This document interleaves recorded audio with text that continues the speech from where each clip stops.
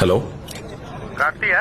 ஆமா, நீங்க தாய்லாந்துக்கு ஒரு இல்லீகல் பார்சல் நீங்க அனுப்பியிருக்கீங்க. அதுக்காக உங்களை டிஜிட்டல் அரெஸ்ட் பார்சலா? சிபிஐல இருந்து உங்களை கான்டாக்ட் பண்ணுவாங்க. ஃபர்தர் இன்வெஸ்டிகேஷனுக்கு ரெடியா இருங்க. அவங்க கேட்கிற டீடைல்ஸ் பூரா சார் இல்ல சார், அது பார்சல் தான் அனுப்பல சார். நீ கொஞ்சம் செக் பண்ணி பாருங்களேன் ப்ளீஸ். என்னடா என்னாச்சு?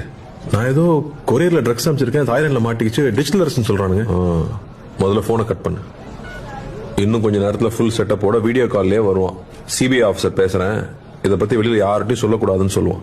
உன் Aadhaar number, bank account number வரைக்கும் எல்லா டீட்டெயிலையும் புட்டு புட்டு வைப்பான். ஸ்கேம் கால்டு அது. ஸ்கேம். இந்த மாதிரி சிபிஐல இருந்து பேசுறோம், அமலாக்கத்துறையில இருந்து பேசுறோம்னு சொல்லுவாங்க. உங்களுக்கு பரிசு விழுந்திருக்குன்னு சொல்லுவாங்க. பேங்க்ல இருந்து பேசுறோம், உங்க ஓடிபி நம்பர் கொடுங்கன்னு சொல்லுவாங்க. இப்படி பல வித்த வச்சிருக்கானுங்க, ஏமாந்துடாதீங்க. நம்மளுடைய பேராசையும் அறியாமையும் தான் இந்த மாதிரி சைபர் ஃப்ராட்ஸ்க்கான மூலதனமே. டிஜிட்டல் அரெஸ்ட்ங்கிற ஒரு சட்டமே நம்ம சட்டத்துறையில இல்ல, நம்ப வேண்டாம். இதுல மக்கள் பல கோடி ரூபாய் ஏமாந்துருக்காங்க. இதுல ஏமாந்தவங்க சின்னவங்க பெரியவங்க, படிச்சவங்க படிக்காதவங்கன்ற பேதமே இல்ல. வீட்டுல இருக்க எல்லாரையும் எஜுகேட் பண்ணுங்க, முக்கியமா பெரியவங்க. Let's build a safer digital world.